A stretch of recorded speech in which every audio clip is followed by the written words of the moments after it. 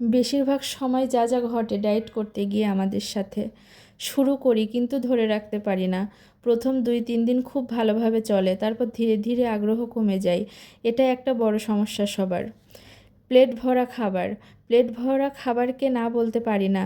বাড়িতে গেস্ট আসলে, বাইরে গেলে আর একটু নাও, এই চাপের কাছে আমরা হার মেনে যাই।